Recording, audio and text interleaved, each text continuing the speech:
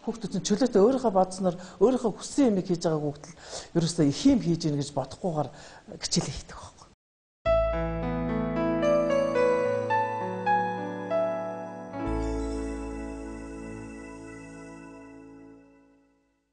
За энэ амралтын өдрүүдэд сонин сайхан ихтэй байсан уу?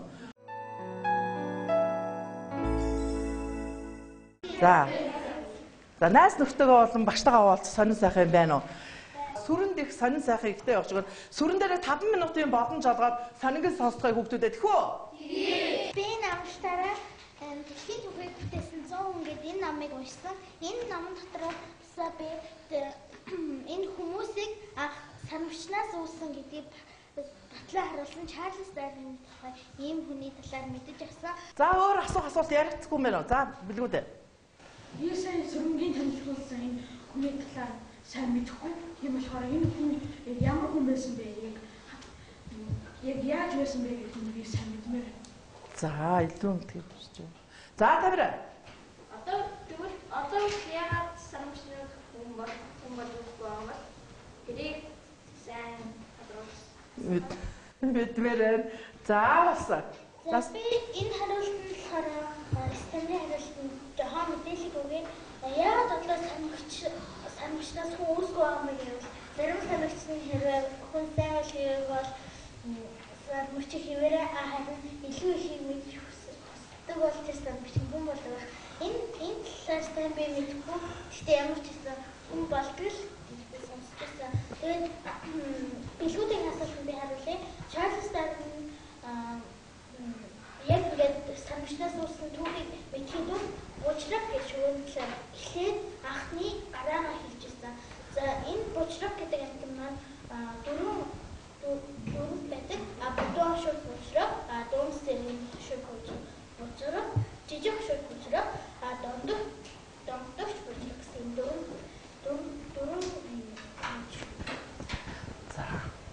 За баярлалаа. За та нарт энэ Чарльз Дарвины энэ гоё зургийг сүрэн ангийнхандаа энэ нээлт хийсэн энэ мундаг хүний зургийг та нарт бэлгэлж байгаа юм байна. Цөмбөр энэ хүний тухай илүү ихийг уншиж мэдэж судалцгаая юм ах уу? Цаашаа энэ тухай олон ном уншаарай миний хүүхдүүд. За баярлалаа сүрээ. Зарим хүүхдүүд ингээд энэ тэндээс аав ээжээрээ заалгасан бодлого бодож ирж чад. Багшаа энэ бодлогоор би ангийнханаа сориотхыг гээл бүр нодлон одоо 3 4 дэх ангимангдаа болоод бүр 1 2 ширхэг чигэр авчирчаад энэ бодлогыг бодож чадсан хүүхдүүд би энэ чихрийг өгөх гэсэн багшаа надад 5 минут өгөөч гэдэг ингээд надаас цаг дандаа цаг гуйна. Тэгэл яаж игээл гаргаж өгнө шүү дээ. Тэгсэн байхад ингээд хүүхдүүд чинь их хөөрхөн шүү дээ. Өнөөдөр 2 хүүхэд сайхан бусдаа юм тайлбарлахад дараа нь би үлдчихлээ гэсэн тийм бодолтой байдаг. Бүгд найзуудынхаа өмнө гарч юм ярих сонирхолтой. Дуурч чадахгүй хүүхд хүртэл ингээд цаасан нугалбар гээгээд ингээд багшаа би энийг хийцэн гэл ингээд. За багшаагаа хараа та нарт ямар сэтгэл төрж байна? Юу гэж бодож байна вэ?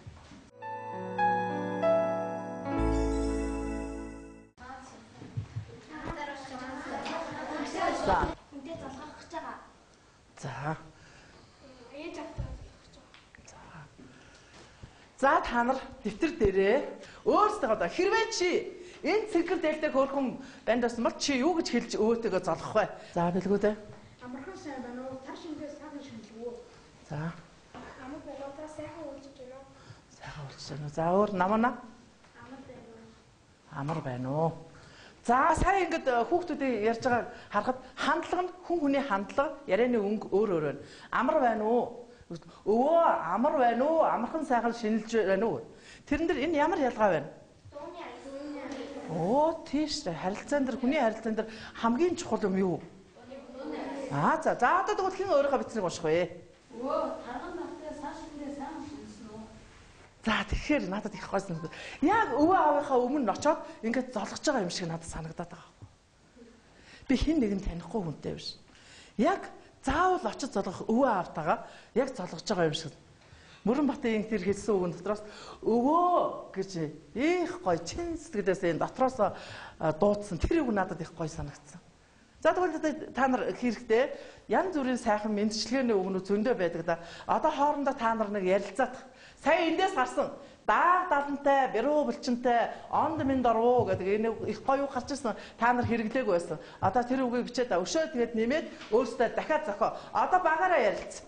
Багаараа ярилцаад танаа багаас нэг сайхан мэдчилгээний үг гарч ирэн шүү. За.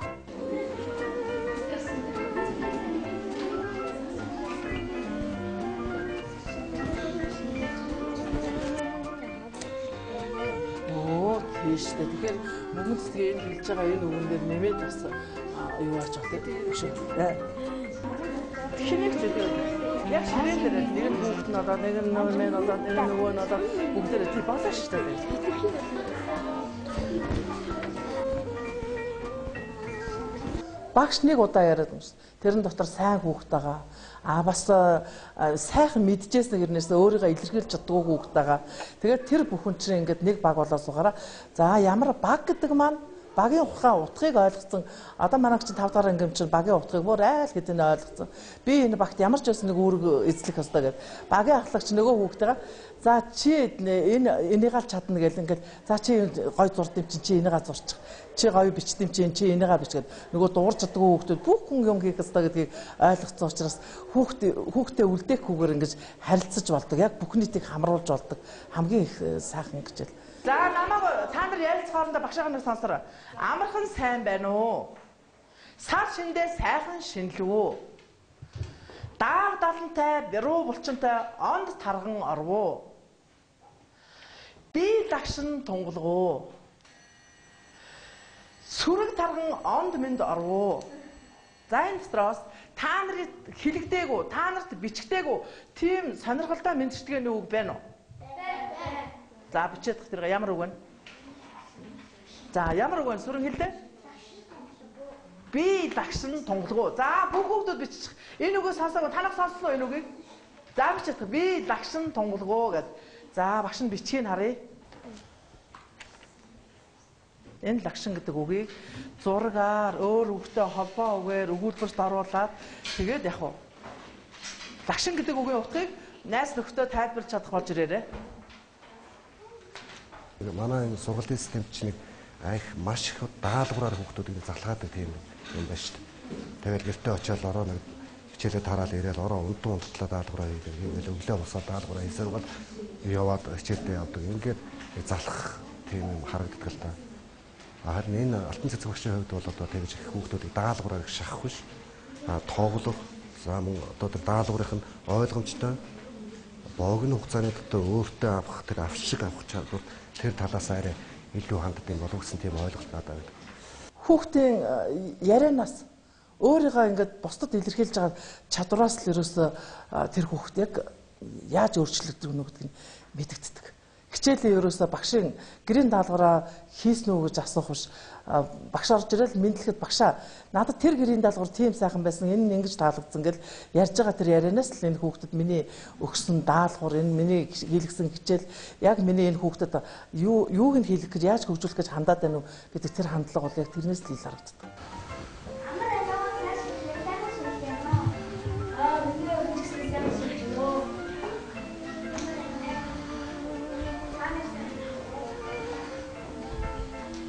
Ямар төлөвлөсөн? Ахмадастай. Яах ёстой? Оо, за цэцгээ. За ингээд нас ахаад дэрэгтэр алтан цэцгээ гаргаж болох авдаа юу вэ нөө? Өөрөө чи настай барьж гараад дээр нь тавин та нар сүрээ яах ёстой? Хамгийн гол юм чинь энэ хараа хүүхдүүдээ энэ тохооноос нь хараараа. Өвөөгийнхаа, эмээгийнхаа тохоон дээрээс нь өргөж ингэж залах ёстой. Тэр аль цайн гэж байна.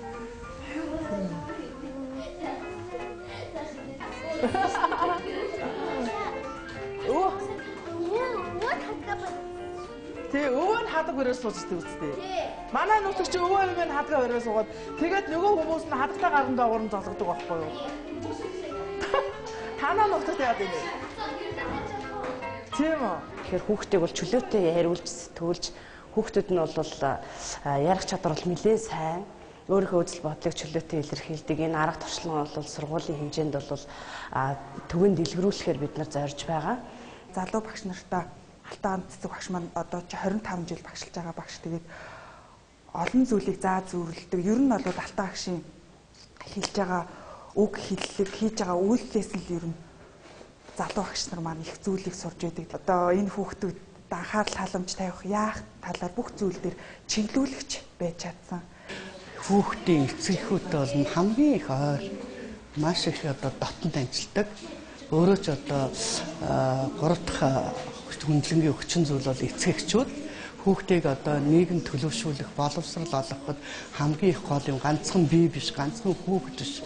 Эцэг та бүгдний оролцоо хэрэгтэй гэдэг энэ одоо зарчмыг бол хамгийн их сайн баримталж ажилладаг. Тэгээд хүүхдүүд нь санаачлагч болсон. Нэлээд санаачлагч. Би өнөөдөр ийм зүйлийг мэдэж ирсэн гэдээ багшаасаа илүү сэтгэж эхэлсэн.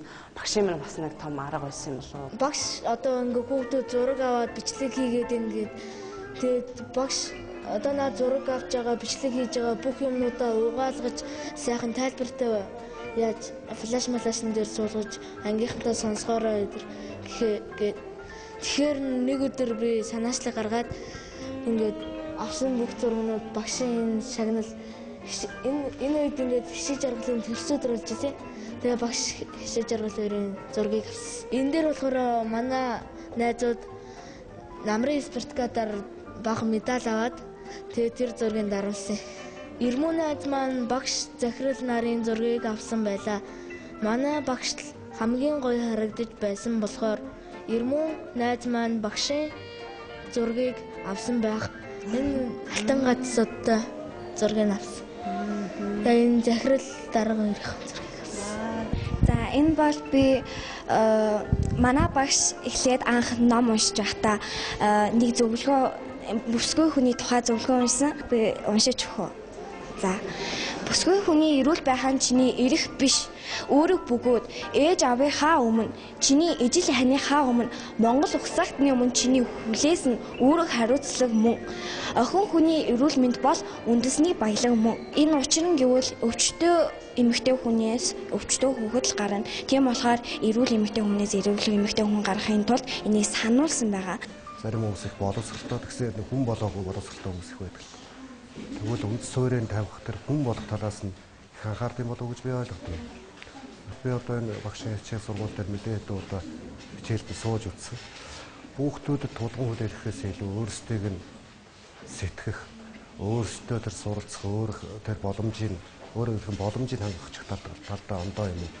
Яг одоо нэг тийм баригдсан програмд биш. Хүүхдүүдийг өөрсдөө сэтгэн бодох, харилцан ярилцах энэ талаас нь хичээл заах юм или үр дүнтэй юм болов уу гэж би харж байна.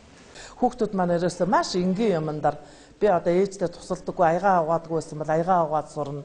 Ажил давс хийвэл уустал, ажил хийвэл дуустал гэсэн ийм зорилго тавилаа гэл ингээд хүүхдүүд маань бүгд зорилготой болсон. Одоо бүр тусгай зорилгоор цаасандаар бичээд тэгээд тэрнийга дүгнээд ингээд явдаг.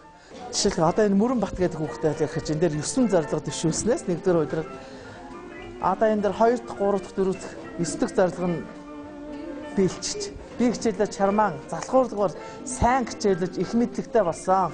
Бүх юмыг цэвэр зэмцгээр байлгаж заавал дуустал нь хийж сурсан гинэ. Хүн болгонтой мэндэлж байгаа гэх. Энэ их гөр хүн болгонтой мэндэлж байгаа гэсэн чинь 2 дугаар удирал бүр нүүрлэн хараад инээмсэглэр мэндэлж сурна гэсэн тийм зорилго төсөөлж байгаа хүүхдүүд. Тэгэхээр чинь ингээд хүн өөртөө зорилго тавиад тэр нь биелээд ирэхээр энийгээ би ингээд ахиулах юм байна. Одоо энэ удирд юу гэж зорилго төсөөлж байгаа одоо харна да. Одоо өнөөдөр хүүхдүүд ингээд зорилгоо 3 дугаар удирдлынхаа зорилгыг хадаад багш.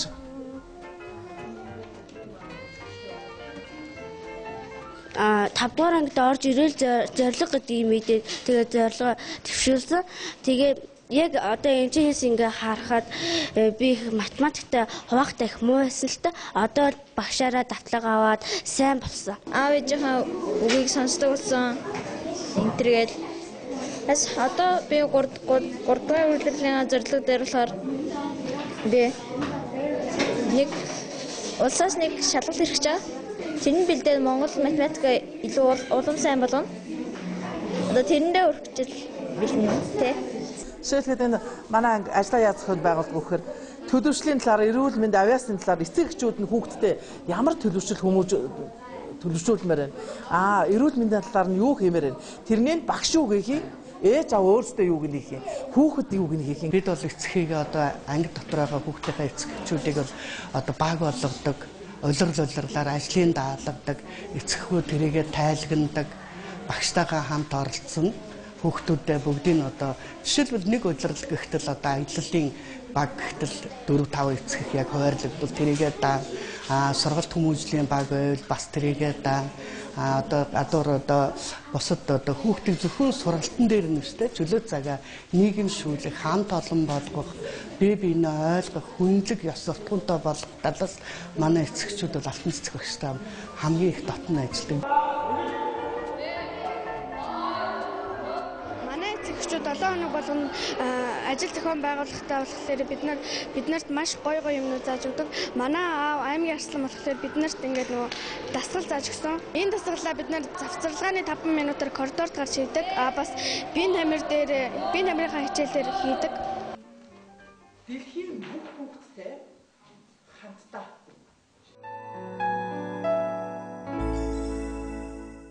за гараас их ингээд болж. Гараас ингээд болж. Энэ хүний гарын энэ хатгалт юу илэрхийлдэг лээ? Хоёр хүн хоорондоо гараа хийж хатгахад тэндээс юу үүсдэг лээ? Эв найрамдлал. За тэгвэл багш нь таамжтай ингээд эв найрамдлалыг бэлэгдээд бүх хүний гараа урдаа ингэж аваасаа гэж бодож байна. Хамгийн гол туршлагыг бид нар сургуульдаа нэвтрүүлж брэнд болгож туршлагын санд бүртгүүлэхээр багшаа ёс суртахууны хичээлээр нээлттэй хичээлтэй багш олгосноор одоо ёс суртахууны хичээлээр дамжуулж бусад хичээлүүд яаж нөлөөлөх үү? За бусад хичээлээр ёс суртахууны хичээлээс гадна хичээлээс бусад цаг үед хүүхдийг яаж хүмүүжүүлэх үү? Энэ арга туршлагын сургууль дээр нээлттэй байлгаж энэ туршлага нь нэлээд хэрэгжиж байгаа. Энэ ёс суртахууны хичээл бол яг энэ хүүхдийн хөгжил бүр хамгийн их анхаарал шилдэг, хамгийн үр дүнгээ өгж байгаа хичээл болж чадж байгаа. Баграхыг хажуугаар өрөвцөн. Энэ хүүхэд ийм багаасаа бид нар шиг байхдаа дайнд явсан. Цэрэгтэлсэн. Болохоор л би энэ хүүхдийг өрөвцөн бас бахархсан. Өөрийнхөө хүсэл дээр яг одоо цэрэгт явж чадах уу? Та нарыг цэргээс зарлан дуудах бичигээс ирэх үү? Яг одоо бол. Яг одоо. Энэ хүүхэд тэгэхээр өөрийнхөө хүсэл дээр л цэрэгтэлсэн гэсэн үг. Энэ хүүхдийг хинч цэрэгт дуудаагүй, хинч шахаагүй. Ийм болохоор л би бахархсан. Ийм болохоор л би өрөвцөн. Яагаад тэр хүүхэд буу барих болсон бэ гэхээр тэр улсынхаа цэргийн хүч маш бага. Яагаад бага гэх юм бол тэдний өрсөлдөж байгаа нөгөө улс нь маш их хүчрэх. Тэр улсаа улам дээшээ хөгжүүлэхийн тулд доош нь биш дээш нь авч гарахын тулд тэр хүүхдүүдийг ч гэсэн дайн дуудах болсон шалтгаан болов уу гэж.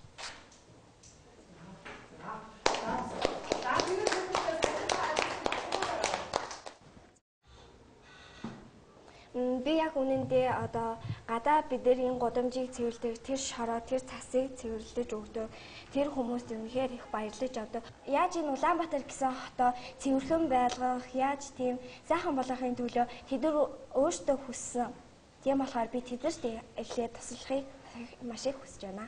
Алтайвш ангийнхан маань их маш тийм нээлттэй, чөлөөтэй, тийм өөрөөр нь байж чаддаг, бусдад тийм тусархуу, тийм инэрэнгүү хүүхдүүд байдаг.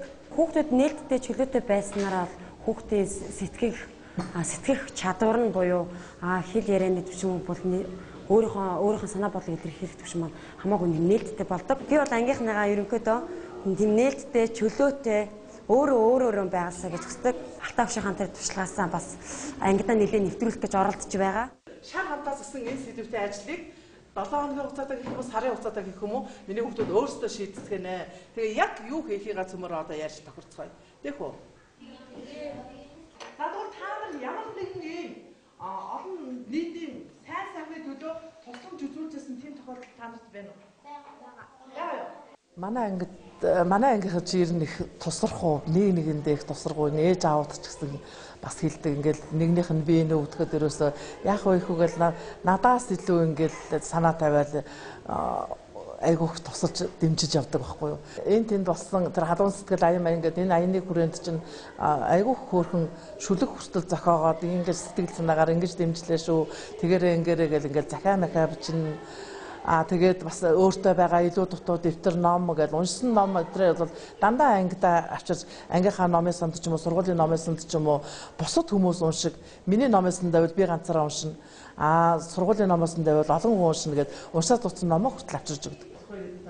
Цөмөрөө нэг ярилцаа. Ер нь яг энэ хүмүүс л цөмөрөө нэг удаа ч гэсэн тусуулъя. Цөмөрөө яаж туслах вэ? Та нар дор бүрдээ бодоод багштайнаас хамтаа хэлдэг.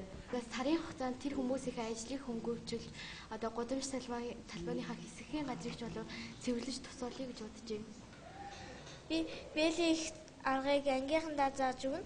Тэгээд бэлгийн их аргыг ангийнхандаа зааж өгөө. Тэгээд нөгөө бэлгэлцгээе. Бүгдэнд нь бэлгэлцгээе. За хэн бэлгийг хийж чадах вэ? За бүгдээрээ хийн шүү. За өнөөдрийн хүүхдүүдийн хийсэн яриа, дүрийн тоглолт, жүжигсэн тоглолт ч юм уу. Өнөөдрийн эхний хүүхдийн бичсэн зохион бичлэгийн сэдв дараачийн хүүхдтэй яах вэ гэхээр дандаа нөгөө тэрнээс минийхээс энэ илүү болчиход тэр санааг нь авах юм байд гэд ингээ нэг нэгнээсээ сонсоод дараачийн хүүхд өөрийнхөө юмыг сайжруулаад явдаг. Тэгэхээр би ерөөсөө бусдаас суралцах ёстой.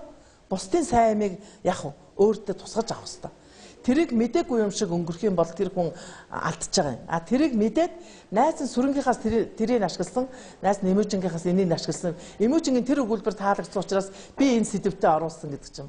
Ингээд явхад хүүхд бусдаасаа сайн юм аваад тэрийг би өөрийнхөө засан сайжруулах ёстой гэдгийг л би бүр ёстой багаас нь сургадаг. Сум орондоо нэг дол болсон суугчныг манай нутагт байх хөө зөвлөх багада авсан нэрийг мартаж хүмүүс үнийг зүгээр тэнэг гэж зодно. Анх хүлд орж байгаа алтрай жаахан хүүд алхаарай гэж тийм хайр. Манай ангийн хүүхдүүд ангаараа өдрийн тэмдэглэл хөтөлтэй. Энэ дээр ингээд өдрийн тэмдэглэл хөтөлсөн хүүхдүүдийн ингээд хийсэн зүйлүүд нэ тухайн өдөр манай анги тохиолдсон сонирхолтой хөгжилтэй явдлууд ингээд хүүхдүүд маань ээлжид өдрийн тэмдэглэл. Энэ нэг анги нийтийн учраас данжаад ингээд явдаг өдрийн тэмдэглэл. Жишээлбэл энэ дээр энэ хин Мөрөн Бат ингэнэ. Ирмүний 7 хоног сайхан байлаа. Үндэсний музей үзсэн энэ тасалбар нь ч гэсэн энэ байна хардаа гинэ. Бүр хардаа гэвчсэн. Одоо бид нар энэ дөрийн ангид байна. Эцэг эхчүүд маань ингээ хүүхдүүдэд хөгжүүлэхийн тулд нөгөө зохиодог ажлуудын тухай бас энд хүүхд маань өдрийнхаа тэмдэглэл бичиж байна. 7 хоногийн нэгдүгээр өдөр болгон бид нэг англи хэлд уусгадагцсан энэ жил. Одоо тэгээд 3 дахь хүүхдэнд одоо зааж өгч байгаа. Төшөвтэй хоёр нэг хамтарч зааж өгөө. Манай анги юу амар авиаслаг хүүхдүүд зөндөө байгаа. Тэгээд авиасан дэлгэрэх болтгоо гэж ярьж байна. Миний ардын сэтгэл цагаан мишиг цэрэнд итгэл дүүрэн мөнх тэнгэрийн өнгөн